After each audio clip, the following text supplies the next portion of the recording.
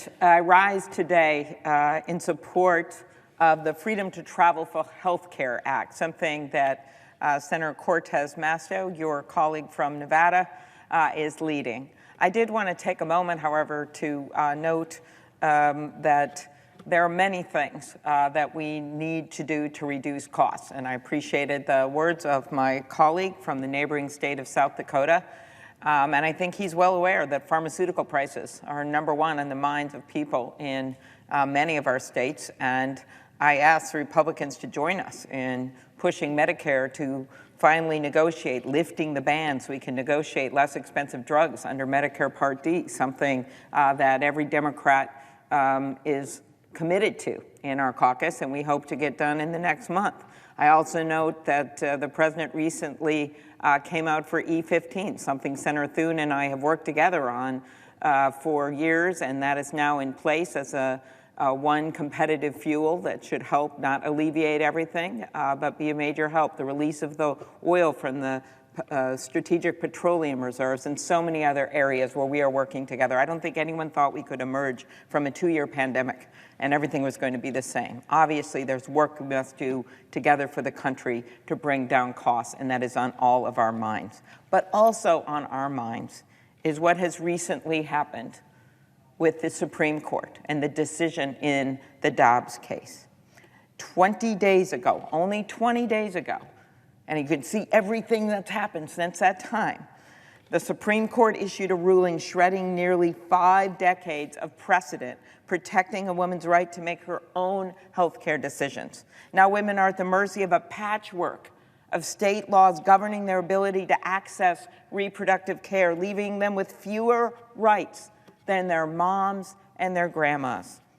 Over 20 states, in just 20 days, over 20 states have laws in place that could be used to restrict access to abortion. 25 states in total are expected to ban abortion in the days and the weeks ahead. But, colleagues, I am afraid that the worst is yet to come. Legislation was introduced in Missouri to allow private citizens to act as vigilantes and sue people who help women cross state lines for reproductive care. Vigilantes, just like we saw in Texas. In Texas, legislators are working on a bill to criminalize businesses that provide resources simply to help their workers obtain abortion services in other states. These proposals don't just hurt those in need of care, they're also creating an uncertain environment for doctors and straining resources at clinics in states like Minnesota where reproductive rights are protected. 2 major states in the Midwest, that's it, Illinois, Minnesota. I spoke on the phone with the head of the Red River Clinic out of Fargo, North Dakota, who's had to resort to a GoFundMe page to get the money she needs to move her clinic across the river to Minnesota to a safe place. Planned Parenthood in Moorhead, Minnesota, I met with them only a week ago about the services and the work that they're doing right now.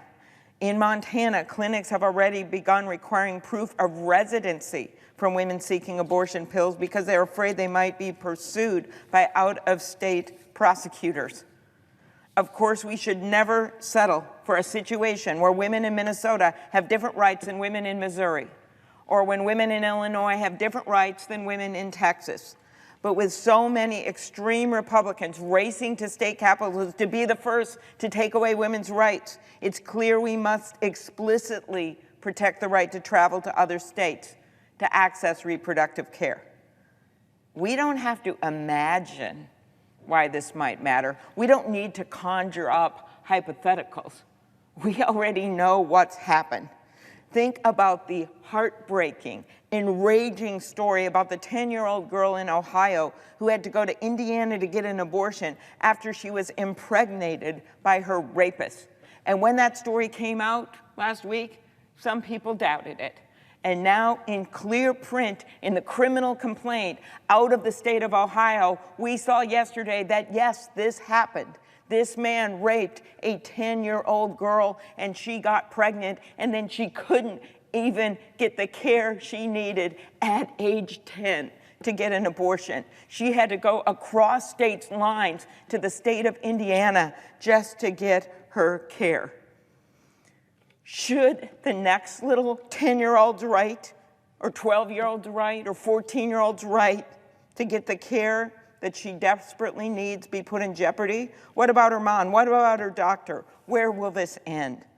That's why we must not just codify Roe v. Wade into law with the bill that we voted on just last month, but we must also pass the Freedom to Travel for Healthcare Act by unanimous consent right now. That is a bill that our great colleague, Senator Cortez Masto, is leading. Our bill protects women and girls from being punished for traveling to another state to access abortion services. It also ensures doctors won't be punished for providing reproductive care outside their home state, as clinics across the country struggle to navigate this post-Roe nightmare landscape. They should not have to add to their list of worries whether they will be criminally prosecuted for serving patients in a nearby state. This is an issue, as I noted, that hit close to home, because Minnesota, being in a neighborhood that includes the states of North Dakota, South Dakota, Iowa, Wisconsin, all of which have various issues with the reproductive health care. The freedom to travel cannot be an empty promise. That's why the bill gives the Department of Justice, as well as women and doctors, the power to sue people who infringe on the right to travel for health care. Women in states with abortion bans already face enough obstacles to care. We can't wait to see what anti-choice state legislators criminalize next. We have to act now. All of this comes down to one question: who should get to make the personal decisions for a woman or for a 10-year-old girl? Should it be her family? Should it be a woman herself?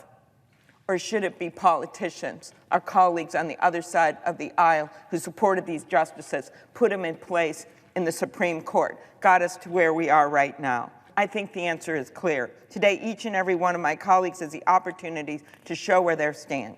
Will we come together, protect this essential right to seek health care across state lines for the sake of the women and, yes, the young girls across this country? I hope we do. I thank Senator Catherine Cortez Masto for her leadership. I yield the floor.